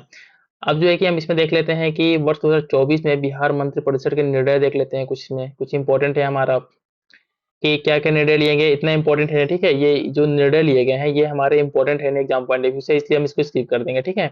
नेक्स्ट वन देख लेते हैं हमारा जो इंपॉर्टेंट है एग्जाम पॉइंट ऑफ व्यू से, जो हमारा है क्या है हमारा इसमें, पद्म पुरस्कार को देख लेते हैं कि पद्म पुरस्कार और बिहार से संबंधित किस किन किन पर्सन को जो है कि इसको दिया गया है। तो पद्म पुरस्कार की जब बात करते हैं तो पद्म पुरस्कार 2024 की बात करते हैं, तो इसमें जो टोटल व्यक्ति थे इसमें 132 व्यक्तियों को पद्म पुरस्कारों से सम्मानित किया गया।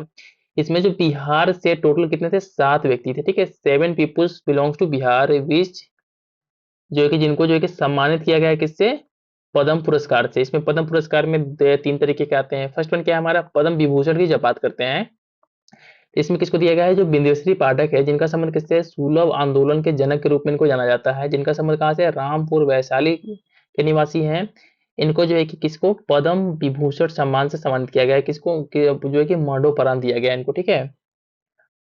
और इनको जो है कि स्वच्छ भारत मिशन में योगदान के लिए 2016 में गांधी शांति पुरस्कार से भी सम्मानित किया गया था। तो ये जो नाम है, जिनका नाम क्या है, बिंदेश्वरी पाठक, ये हमारे एग्जाम पॉइंट ऑफ व्यू से बहुत ही इंपॉर्टेंट है, क्योंकि क्योंकि इनको जो है कि इस बार का जो पद्म विभूषण सम्मान से सम्मानित किया गया है, और ये इस कैटेगरी में जो है कि इकलौते हैं जो बिहार से बिलोंग करते हैं, ठीक है। इनको जो है कि बिहार से ये हमारा पद्म विभूषण सम्मान से सम्मानित किया गया है। मैं चीज़ों को बार-बार इसलिए रिपीट कर रहा हूँ कि चीज़ें आपके माइंड में जाके बैठ जाए, ठीक है? या तो जाए आपको बुक पढ़ने की ज़रूरत ना पड़े। नेक्स्ट वन क्या है हमारा, पद्म विभूषण की बात करते हैं। पद्म भूषण की बात करते हैं तो क्या हमारा सीपी ठाकुर को, जिनका संबंध किससे है, चिकित्सा क्षेत्र से, इनको जो है कि इस बार का पद्म भूषण सम्मान से सम्मानित किया गया है। साथ ही साथ में पद्मश्री हो गया, ठीक है? इस तरीके से देखें ना कि जो 2 टॉप के इम्पोर्टेंट हमारे जो पद्म पुरस्कार है, इसमें से क्या है, फर्स्ट वन क्या है, पद्म विभूषण है, उसके बाद क्या है, पद्म भूषण। तो पद्म विभूषण से बिंदुश्री पाठक जी को, और साथ ही साथ में जो है कि पद्म भूषण से सीपी ठाकुर को सम्मानित किया गया है। अब नेक्स्ट वन क्या है हमारा, थर्ड कैटेगरी का पुरस्कार पद्मश्री है, ठीक है। पद्मश्री में फर्स्ट पुरस्कार किसको दिया गया है, सुरेंद्र किशोर को, जिनका संबंध किससे है, पत्रकारिता है। नेक्स्ट वन क्या है, राजकुमार मलिक मल्लिक, जिनका संबंध जो है कि दरभंगा घराने के ध्रुपद गायक है, ठीक है। ध्रुपद गायक से किसका संबंध है, राजकुमार मल्लिक का। नेक्स्ट वन क्या हमारा, शिवम पासवान को देख लेते हैं, एवं शांति देवी पासवान को, इनको संयुक्त रूप से दिया गया है किसके लिए, मिथिला लोक कला के लिए, इनको जो है कि इस बार का पद्मश्री पुरस्कार से सम्मानित किया गया है। नेक्स्ट क्या हमारा, अशोक कुमार विश्वास, जिनको जो है कि टिकुली कला के लिए, ठीक है, अगेंस्ट जो है कि टिकुली कला के लिए इनको जो है कि इस बार का पद्मश्री दिया गया है। तो फिर से मैं चीजों को रिपीट करता हूँ जिससे कुछ चीजें आपको याद हो जाए। जब पद्म पुरस्कार की बात करते हैं तो बिहार में 7 लोगों को, ठीक है, 7 लोगों को इस बार का पद्म पुरस्कार से सम्मानित किया गया है, पद्म पुरस्कार से सम्मानित किया गया है। इसमें फर्स्ट वन जो पद्म विभूषण की बात करते हैं तो ये दिया गया हमारे बिंदेश्वरी पाठक को। इसके बाद से पद्म भूषण की बात करते हैं तो ये दिया गया हमारे सीपी ठाकुर को। जब पद्म श्री की बात करते हैं तो ये फर्स्ट वन क्या हमारा, सुरेंद्र किशोर है, जिनका संबंध कहाँ से, पत्रकारिता से है। नेक्स्ट वन क्या है हमारा, राजकुमार मलिक, जिनका संबंध क्या है हमारा, ध्रुपद गायक से है, और ये दरभंगा घराने से बिलोंग करते हैं। नेक्स्ट वन क्या है हमारा, शिवम पासवान एवं शांति देवी पासवान को संयुक्त रूप से पुरस्कार दिया गया है, इनका संबंध किससे है, मिथिला लोक कला से इनका संबंध है। और नेक्स्ट वन क्या है हमारा, अशोक कुमार विश्वास, जिनका संबंध क्या है, टिकुली कला से है, इनको जो है कि पद्मश्री से सम्मानित किया गया है। साथ ही साथ में पिछले देख लेते हैं कुछ पद्म पुरस्कार के बारे में जो 2023 में दिया गया था। इसमें जो है कि बिहार से, ठीक है, कितने थे, कुल 3 व्यक्ति थे, ठीक है, 3 लोगों को दिया गया था। इसमें पद्मश्री की बात करें तो क्या है, पहला नाम है हमारा श्री आनंद कुमार, जिनका संबंध किससे है, साहित्य एवं शिक्षा क्षेत्र से है, सुपर 30 के संस्थापक है ये। नेक्स्ट वन क्या है हमारा, सुश्री सुभद्रा देवी, जिनका संबंध कहाँ से, हमारा कला से है, ठीक है, और ये हमारे मधुबनी डिस्ट्रिक्ट से बिलोंग करती हैं। नेक्स्ट वन क्या है हमारा, श्री कपिल देव प्रसाद, जिनका संबंध हमारा नालंदा डिस्ट्रिक्ट से है, और इनका संबंध किससे, कला से है। इस तरीके से जब पद्म पुरस्कार 2022 की बात करते हैं तो इस बार जो है कि 2 व्यक्तियों को 2022 में सम्मानित किया गया था पद्म पुरस्कार से। इसमें पहला क्या है हमारा, आचार्य चंदन नाजी, जिनका संबंध किससे है, सामाजिक कार्य से है, इनको जो है कि पद्मश्री सम्मान दिया गया था। साथ ही साथ में क्या है, श्री सेवला गुप्ता, जिनको जो है कि साहित्य और शिक्षा के क्षेत्र में, ठीक है, मरणोपरांत जो है कि इस सम्मान से सम्मानित किया गया था। इस तरीके से हमने पद्म पुरस्कार को देख लिया कि पद्म पुरस्कार में जो है कि 24 से लेके साथ ही साथ में 24, ठीक है, 24, इसके बाद से नेक्स्ट वन क्या था हमारा, इसमें था 2023 और इसके साथ क्या था 2022। इसमें देख लिया किसको किसको किस किस श्रेणी में और किसका संबंध किससे है और कौन से पुरस्कार से सम्मानित किया गया है। अब इसमें हम जो कि 7 निश्चय जो कि एक बिहार गवर्नमेंट का बहुत ही इंपॉर्टेंट स्कीम है और इससे क्वेश्चन जो है कि आपके ऑलरेडी पेपर में पूछे जा चुके हैं, इसको देख लेते हैं। तो 7 निश्चय की बात करते हैं हमारा, तो जो 7 निश्चय 1 था, ठीक है, 7 निश्चय 1 था, इसमें जो है कि 7 निश्चय 1 में जो 7 निश्चय थे ये क्या कौन कौन से थे, इसको देख लेते हैं हम। तो फर्स्ट वन क्या है हमारा 7 निश्चय 1 के अंतर्गत आरक्षित रोजगार और साथ ही साथ में क्या है महिलाओं का अधिकार एवं हर घर बिजली लगातार निश्चय लक्ष्य प्राप्त किए जा चुके हैं। कौन कौन सा, इसमें फर्स्ट वन क्या हमारा आरक्षित रोजगार, महिलाओं का अधिकार एवं हर घर बिजली लगातार, ये जो निश्चय हमारे हैं, ठीक है, इसमें जो भी हमारे निश्चय हैं इनको जो है क्या क्या ऑलरेडी प्राप्त किया जा चुका है। इसके बाद से नेक्स्ट हमारा क्या है आर्थिक हल युवाओं का बल, ये भी एक तरीका क्या है हमारा 7 निश्चय का पार्ट है। नेक्स्ट वन क्या है हमारा हर घर नल का जल। नेक्स्ट उसके बाद से क्या है हर घर पक्की गली नलियां। उसके बाद से नेक्स्ट क्या है हमारा शौचालय निर्माण घर का सम्मान। उसके बाद से क्या है हमारा अवसर बढ़े आगे बढ़े, ये सभी के सभी क्या है हमारे 7 निश्चय 1 के अंदर आते हैं। इसमें नेक्स्ट क्या है हमारा 7 निश्चय 2 देख लेते हैं, जो कि एग्जाम पॉइंट ऑफ व्यू से इस बार के एग्जाम पॉइंट ऑफ व्यू से इंपॉर्टेंट है कि 7 निश्चय 2 में कौन कौन से आते हैं हमारे 7 निश्चय 2 में 7 निश्चय।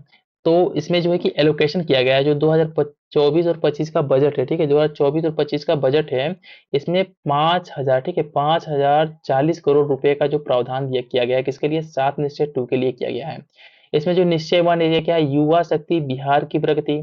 इसमें नेक्स्ट क्या है हमारा निश्चय 2 है सशक्त महिला सक्षम महिला। इसके बाद से थर्ड वन देख लेते हैं कि थर्ड वन पे कौन है हमारा, ये है हर खेत तक सिंचाई का पानी।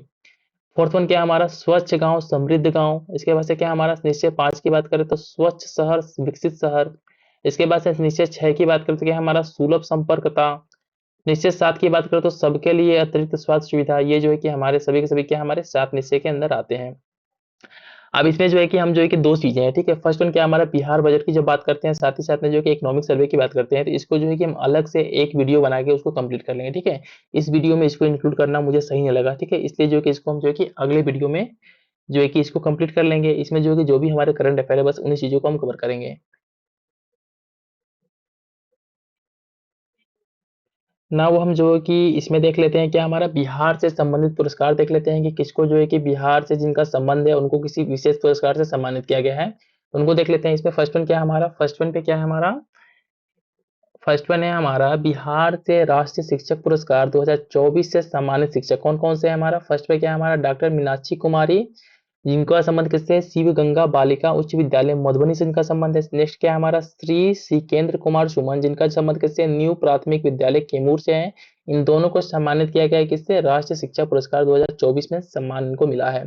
नेक्स्ट वन क्या है बिहार के अविनाश अमन को साहित्य के क्षेत्र में अंतर्राष्ट्रीय मानस हिंदी सेवा सम्मान से सम्मानित किया किससे, अंतर्राष्ट्रीय मानस हिंदी सेवा सम्मान से किसको सम्मानित किया गया है, अविनाश समन को सम्मानित किया गया है। नेक्स्ट क्या हमारा मधुबनी के डॉक्टर नारायण जी को बाल कथा संग्रह अनार के लिए साहित्य अकादमी बाल पुरस्कार 2024 दिया गया है, ठीक है। इनका नाम क्या है डॉक्टर नारायण जी, जिनका संबंध कहाँ से मधुबनी डिस्ट्रिक्ट से है। इनको की बाल कथा संग्रह का नाम क्या है अनार है, इनको जो है कि साहित्य अकादमी बाल पुरस्कार 2024 दिया गया है। नेक्स्ट क्या हमारा मधुबनी की रिंकी झा ऋषिका को मैथिली कविता संग्रह जिसका नाम क्या है नदी घाटी सभ्यता के लिए साहित्य अकादमी युवा सम्मान 2024 दिया गया है। और ये जो हमारे सम्मान दिए गए ना डिफरेंट बिहार के लोगों को, ये हमारे एग्जाम पॉइंट ऑफ व्यू से बहुत ही इंपॉर्टेंट है, ठीक है, क्योंकि इससे एक या दो क्वेश्चन आपको देखने को मिल जाएंगे। इसलिए आप इसमें एक ही जो भी इन्फॉर्मेशन दिया हुआ है उसको एक एक चीज को याद कर लीजिएगा। नेक्स्ट वन इस पे क्या है मधुबनी की रहने वाली मैथिली हिंदी एवं नेपाली कवित्री जिनकी कथाकार जिनका नाम क्या है मेनका मलिक को वर्ष 2023 के साहित्य अकादमी अनुवाद पुरस्कार से नवाजा गया है, ठीक है। उन्हें यह पुरस्कार नेपाली भाषा के उपन्यास नीलकंठ का मैथिली अनुवाद के लिए दिया गया है। किसका, नीलकंठ का इन्होंने मैथिली में अनुवाद किया है। नेक्स्ट वन क्या हमारा प्रसिद्ध रंगकर्मी प्रसाद रत्नेश्वर को नाट्य संवर्ग अभिनय में विशिष्ट योगदान के लिए 2024 का नटराज कला सम्मान मिला है। क्या नटराज कला सम्मान दिया गया है प्रसाद रत्नेश्वर को। नेक्स्ट क्या हमारा महावीर मंदिर न्यास के सचिव डॉक्टर आचार्य किशोर कुणाल को पेरिस में 11वां भारत गौरव अवार्ड से सम्मानित किया गया। किससे, 11वां भारत गौरव सम्मान से सम्मानित किया गया हमारे आचार्य किशोर कुणाल को। इनका संबंध कहाँ से है हमारा, इनको पेरिस में सम्मान दिया गया है, ठीक है। इस चीज को आप लोग अच्छे से याद कर लीजिएगा।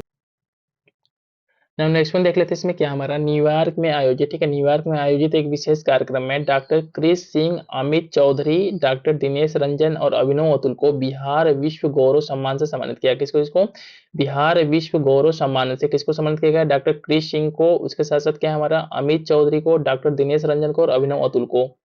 नेक्स्ट वन देख लेते हैं, क्या हमारा स्टेट कैटेगरी में इंडिया टुडे सर्वे अवार्ड द्वारा बिहार को 3 पुरस्कार मिले हैं। कौन कौन से हमारे, वाल्मीकि टाइगर रिजर्व को मिला है सर्वश्रेष्ठ एडवेंचर डेस्टिनेशन, कैमूर की पहाड़ियां सर्वश्रेष्ठ माउंटेन डेस्टिनेशन, उसके साथ साथ क्या है सोनपुर मेला सर्वश्रेष्ठ इमर्जिंग फेस्टिवल डेस्टिनेशन। और आपके एग्जाम पॉइंट ऑफ व्यू से ये जो हमारा इन्फॉर्मेशन है, ठीक है, ये इंपॉर्टेंट हो जाता है। नेक्स्ट क्या हमारा, गायिका मैथिली ठाकुर को प्रधानमंत्री द्वारा cultural ambassador of the year award से सम्मानित किया गया है। यह अवार्ड राष्ट्रीय रचनाकार पुस्तक के तहत दिया गया है, ठीक है। किसको, जो मैथिली ठाकुर जो कि हमारी क्या है गायिका है, इनका जो है कि cultural ambassador of the year award से सम्मानित किया गया है। नेक्स्ट हमारा, डॉक्टर बासुकीनाथ झा को उनके निबंध बोध संकेतन के लिए मैथिली में साहित्य अकादमी 2023 पुरस्कार देने का निर्णय लिया गया। इनका नाम क्या है, डॉक्टर बासुकीनाथ झा है, साथ ही साथ में इनकी रचना का नाम क्या है, बोध संकेतन है, और इनका संबंध किस लैंग्वेज से है, मैथिली लैंग्वेज से है। और इसमें जो है कि साहित्य अकादमी 2023 पुरस्कार देने का निर्णय लिया गया है। नेक्स्ट वन क्या है, बेतिया के रहने वाली पत्रकार मोनिका झा को Ramnath Goenka excellence in journalism award से सम्मानित किया गया है। किनको, मोनिका झा को, जिनका संबंध कहाँ से, बेतिया से है, और इनको सम्मान कौन सा मिला है, Ramnath Goenka excellence in the journalism award से सम्मानित किया गया है। उन्हें यह पुरस्कार अनकवरिंग इनविजिबल इंडिया कैटेगरी में द टेस्टिमोनी शीर्षक रिपोर्ट के लिए दिया गया है। नेक्स्ट वन क्या हमारा, बिहार को मुंबई में आयोजित आउटबाउंड टूरिज्म मार्ट में बेस्ट डिजाइन और डेकोरेशन का अवार्ड मिला है। किसको, बिहार को ये अवार्ड मिला है, किसके लिए, आउटबाउंड टूरिज्म मार्ट में बेस्ट डिजाइन और डेकोरेशन के लिए जो है कि सम्मानित किया गया है। नेक्स्ट वन देख लेते हैं, इसमें क्या हमारा, राष्ट्रीय संगीत नाटक अकादमी द्वारा वर्ष 2022 और 23 के लिए घोषित किए गए संगीत नाटक अकेडमी अवार्ड में के मुख्य पुरस्कार के लिए बिहार के 5 कलाकारों का चयन किया गया है। इनके नाम देख लेते हैं कौन कौन से हैं। संगीत नाटक अकादमी पुरस्कार पाने वाले 5 कलाकार गायक हैं। फर्स्ट क्या हमारे, भरत शर्मा व्यास। नेक्स्ट वन क्या हमारा, मैथिली रंगमंच की अभिनेत्री प्रेमलता मिश्र। इसके बाद से क्या है, लोक गायिका नीतू कुमारी नूतन। इसके बाद से क्या हमारा, सुगम संगीत के लिए सीताराम सिंह। इसके बाद से क्या है, नाट्य लेखक आसिफ अली हैदर, ठीक है, आसिफ अली हैदर को जो है कि ये सम्मान से सम्मानित किया गया है। नेक्स्ट देख लेते हैं, क्या हमारा 14वें राज्य स्तरीय बॉडी बिल्डर चैंपियनशिप में नालंदा के सोनू कुमार ने मिस्टर बिहार का खिताब जीता तथा महिला प्रतिभागियों में प्राची पांडे ने स्वर्ण पदक जीता। किसका इसका नाम क्या है हमारा, फर्स्ट वन नाम है सोनू कुमार, जिनका संबंध नालंदा से है, जिन्होंने एक मिस्टर बिहार का खिताब जीता। साथ ही साथ में महिला प्रतिभागियों की बात करते हैं तो प्राची पांडे ने इसमें स्वर्ण पदक जीता है। नेक्स्ट वन देख लेते हैं कि हमारा राष्ट्रपति द्रौपदी मुर्मू ने गोपालगंज के अंशु तिवारी को तेंजिंग नोरगे राष्ट्रीय साहस पुरस्कार से सम्मानित किया। किसको, अंशु तिवारी को, इनका संबंध किससे, हमारे हमारे जो एक डिस्ट्रिक्ट गोपालगंज से है। इनको तेंजिंग नोरगे राष्ट्रीय साहस पुरस्कार से सम्मानित किया गया है। नेक्स्ट वन क्या है, पटना के मोहम्मद हुसैन को प्रधानमंत्री राष्ट्रीय बाल पुरस्कार 2024 के लिए चुना गया है। किसको, इनका नाम है मोहम्मद हुसैन, जिनका संबंध कहाँ से, हमारे पटना डिस्ट्रिक्ट से है। इनको जो है कि प्रधानमंत्री राष्ट्रीय बाल पुरस्कार 2024 से सम्मानित किया गया है। वेस्ट मटेरियल से बेहतरीन बनाने वाले हुसैन को यह अवार्ड कला एवं संस्कृति के क्षेत्र, इसमें कला एवं संस्कृति के क्षेत्र में दिया गया है।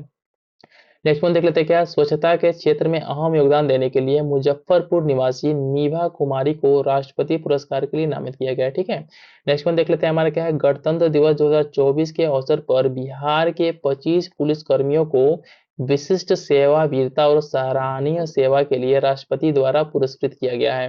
नेक्स्ट वन देख लेते हैं, इसी का हमारा जो सब पार्ट है, इसमें से 2 विशिष्ट सेवा के लिए राष्ट्रपति पदक, 6 को वीरता तथा 17 पुलिसकर्मियों को सराहनीय सेवा के लिए पदक दिया गया है। विशिष्ट सेवा के में जिनको जो पदक मिला उनका नाम देख लेते हैं। फर्स्ट वन क्या है, आर मलजार विजी, जो कि हमारा अपर पुलिस महानिदेशक हैं। इसके बाद से नेक्स्ट क्या हमारा जो है सुनीता कुमारी, जो है कि पुलिस निरीक्षक हैं। इसके बाद से नेक्स्ट वन देख लेते हैं, इसमें क्या है, पटना की सुधा वर्गीज, ठीक है, वर्गीज को प्रतिष्ठित जमन लाल बजाज पुरस्कार से सम्मानित किया गया। इनका नाम क्या है, जमन लाल बजाज पुरस्कार है। इससे जो है कि सम्मानित किया गया है सुधा वर्गीज को। इनका संबंध कहाँ से, पटना डिस्ट्रिक्ट से है। नेक्स्ट वन इसमें देख लेते क्या है। 3 दिसंबर 2023 को मधुबनी पेंटिंग के क्षेत्र में उत्कृष्ट कार्य के लिए मुजफ्फरपुर की ज्योति सिन्हा को राष्ट्रपति द्रौपदी मुर्मू ने राष्ट्रीय पुरस्कार श्रेष्ठ दिव्यांग जन का पुरस्कार प्रदान किया। ठीक है, श्रेष्ठ दिव्यांग जन का पुरस्कार से सम्मानित किया गया है। नेक्स्ट वन क्या हमारा। पटना निवासी बीएसएफ के अधिकारी अनुपम कुमार को गृह मंत्री अमित शाह ने पुलिस गैलेंट्री से सम्मानित किया है। किनको? अनूप कुमार को जो है कि पुलिस गैलेंट्री से सम्मानित किया गया है अमित शाह के द्वारा। नेक्स्ट वन क्या हमारा। ज्योतिषाचार्य राकेश झा को आचार्य चरक सेवा सम्मान से सम्मानित किया। किसे? आचार्य चरक सेवा सम्मान से ज्योतिषाचार्य राकेश झा को सम्मानित किया गया है। अब इसमें नेक्स्ट देख लेते हैं हमारा क्या है। प्रोफेसर सीएल दास की किताब समय से परे स्वर छंदों की यात्रा को राष्ट्रीय सम्मान जयपुर साहित्य सम्मान देने की घोषणा की गई है। नेक्स्ट वन क्या है। भागलपुर की रहने वाली त्रिशा को अमेरिका में the president life time achievement award से सम्मानित किया गया। किसको? त्रिशा कुमारी को, जिनका संबंध कहाँ से? भागलपुर डिस्ट्रिक्ट से है। इनको जो सम्मान दिया गया उसका नाम क्या है? The president life time achievement award से सम्मानित किया गया है। नेक्स्ट वन देख लेते हैं क्या हमारा। 46वें मिसेस यूनिवर्स 2023 फिलीपींस में जिसका आयोजन हुआ था।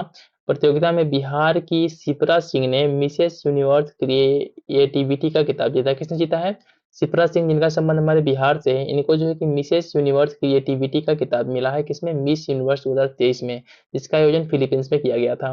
नेक्स्ट वन देख लेते हैं क्या हमारा कि BN कॉलेज पटना में अंग्रेजी विभाग के एसोसिएट प्रोफेसर डॉक्टर रोहिणी, ठीक है, जिनका संबंध कहाँ से? सहरसा डिस्ट्रिक्ट से है, को मिसेज इंडिया 2023 का खिताब प्रदान किया गया है। क्या? ठीक है, मिसेज इंडिया 2023 का खिताब किसको मिला है? प्रोफेसर डॉक्टर रोहिणी को मिला है, जिनका संबंध किससे है? BN कॉलेज पटना में अंग्रेजी विभाग के एसोसिएट प्रोफेसर रहे हैं।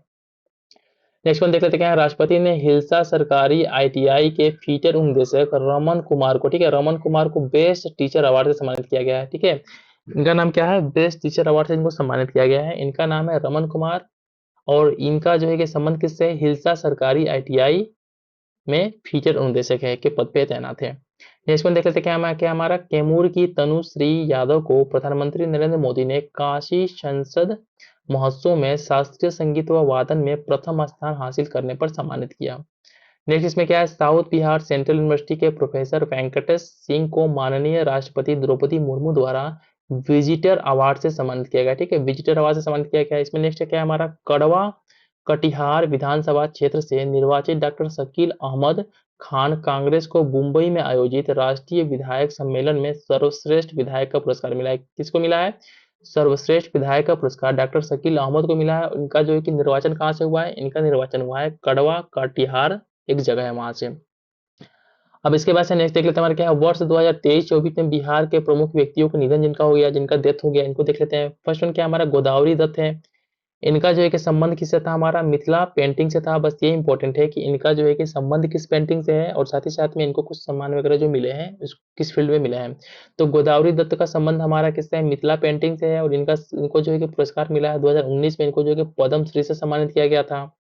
देखिए आप पंडित राम कुमार मल्लिक को देख लेते हैं। इनका संबंध कहाँ से है? दरभंगा घराने के ध्रुपद गायक है और इनको जो है कि इसी वर्ष जो है कि पद्म श्री 2024 से सम्मानित किया गया था। और इसलिए आपके एग्जाम पॉइंट ऑफ व्यू से ये जो है कि नाम बहुत ही इंपॉर्टेंट हो जाता है, जिसका नाम क्या है? पंडित राम कुमार मल्लिक, जिनको जो है कि 2024 का पद्म श्री पुरस्कार से सम्मानित किया गया और ये इनका संबंध किससे? दरभंगा घराने के ध्रुपद गायक है। नेक्स्ट देख लेते हैं क्या हमारा। डॉक्टर कमलकांत झा देख लेते हैं। इनको जो है कि साहित्य अकादमी से सम्मानित मैथिली साहित्यकार हैं और इनका कहानी संग्रह का नाम क्या था? गारू रूसल अच्छी। इनका जो है कि डेथ हो गया है। नेक्स्ट क्या है हमारा। डॉक्टर उषा किरण, इनका संबंध कहाँ से है? दरभंगा जिले से है और इनको जो है कि सम्मान वगैरह जो मिला है, ठीक है, मैथिली साहित्य के प्रसिद्ध लेखिका साहित्यकार हैं, ठीक है ये, और कुछ इंपॉर्टेंट है नहीं। इसमें नेक्स्ट देख लेते हैं पंडित अभय नारायण मलिक, ठीक है, इनका संबंध कहाँ से है? दरभंगा के निवासी हैं और ये जो है कि ध्रुपद के अग्रणी गायकों में से एक थे। अब नेक्स्ट देख लेते हैं हमारा क्या है इसमें। नेक्स्ट वन क्या है हमारा। इसमें बिहार से संबंधित प्रमुख किताबों एवं उनके लेखक, इसमें देख लेते हैं कुछ पुस्तक वगैरह हैं जो हमारे बिहार से संबंधित है या बिहार के किसी पीपुल ने उसको लिखा है। इनको देख लेते हैं। पहला क्या है हमारा। मोदी गीता माला, किसने लिखा है? योगी संजय चेसियार ने। ये क्या है हमारे। विधान पार्षद अनिल शर्मा द्वारा पुस्तक का विमोचन किया गया। देश परदेश देख लेते हैं हमारा क्या है। किसने लिखा है? अशोक कुमार सिन्हा ने लिखा है। फणीश्वर नाथ रेणु 100 साल बाद, किसने लिखा है इसको? इस पुस्तक को, ठीक है, इस पुस्तक को विधान परिषद साक्ष्य द्वारा संपादित किया गया है। किसके द्वारा? विधान परिषद साक्ष्य द्वारा इसको संपादित किया गया है। बिहार के गांधी नीतीश कुमार, डॉक्टर अशोक चौधरी एवं शांभवी चौधरी के द्वारा लिखा गया है। इसके बाद से क्या है हमारा सफेद चादर, जियालाल आर्या के द्वारा। इसके बाद से क्या है भारत के 75 महान क्रांतिकारी और महान कर्मयोगी जननायक कर्पूरी ठाकुर डॉक्टर भीम सिंह के द्वारा लिखा गया है। लोकतंत्र की पहरुआ किसके द्वारा, वशिष्ठ नारायण सिंह के लेखों एवं भाषणों के संग्रह पर आधारित है। और इसके बाद से क्या हमारा नीम का शहद देख लेते हैं, डॉक्टर राज्यवर्धन आजाद के द्वारा लिखा गया है।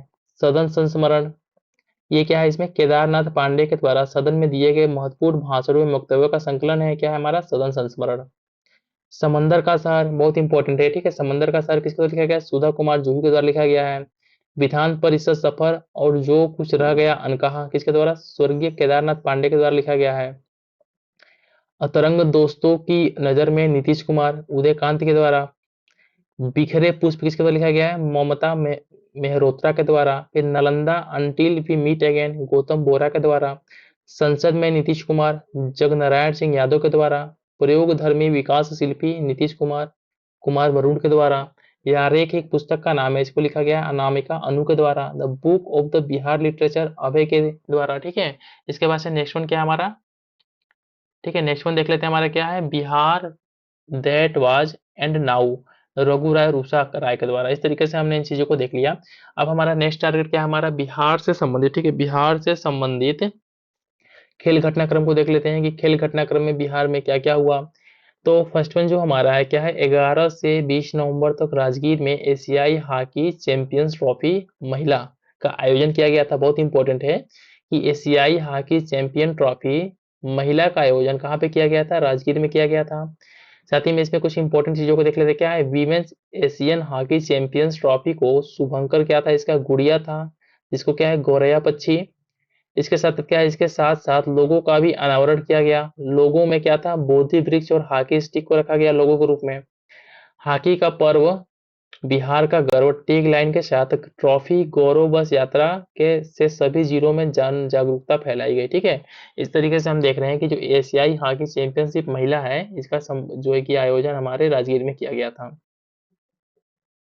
ना। वो थोड़ा सा वीडियो हो सकता है मे बी लंबा हो जाए, ठीक है, इसलिए जो है कि हम यहाँ पे इस चीजों को छोड़ते हैं, ठीक है। इस जो हमारा नेक्स्ट क्या है, बिहार से संबंधित खेल घटनाक्रम, इसको जो है कि हम नेक्स्ट वीडियो में देखेंगे, ठीक है। नेक्स्ट वीडियो में ऑलरेडी मैं वीडियो को खत्म करने से पहले आप लोगों को बता दूं कि इस सेक्शन का, इस करंट अफेयर का ऑलरेडी एक वीडियो, ठीक है, हमारे चैनल पे अपलोडेड है। ये इसका सेकंड वीडियो था और जो है कि थर्ड वीडियो में हम जो है कि इसको कंप्लीट कर देंगे। इस तरीके से 3 वीडियो में पूरा का पूरा जो बिहार करंट अफेयर जो जुलाई 2023 से लेके अक्टूबर 2024 तक का था, इसको हम लोग कंप्लीट कर लेंगे। तो वीडियो को खत्म करने से पहले, ठीक है, आप सभी से हम्बल रिक्वेस्ट है कि आप लोग प्लीज वीडियो को लाइक कर दीजिएगा। साथ ही साथ में कमेंट करके आप लोग कुछ हमें सजेस्ट कीजिए कि किस तरीके से हम अपने कंटेंट को इम्प्रूव कर दें और आपको जो है कि ज्यादा से ज्यादा इससे हेल्प हो। और साथ ही साथ में क्या है, आप लोग चैनल को सब्सक्राइब जरूर कर लीजिएगा, ठीक है, क्योंकि बहुत लोग चैनल को वीडियोस को देख लेते हैं और सब्सक्राइब नहीं करते हैं। इस तरीके से हमारे चैनल का ग्रोथ नहीं होगा, ठीक है, तो हमको यहाँ पे रहना मुश्किल हो जाएगा। इसलिए आप लोग प्लीज प्लीज चैनल को सब्सक्राइब जरूर कर लीजिएगा। मिलते हैं नेक्स्ट वीडियो में, जिसमें जो है कि हम नेक्स्ट इसके आगे के जो रिमेनिंग पार्ट है उसको कंप्लीट करेंगे। Thanks for watching.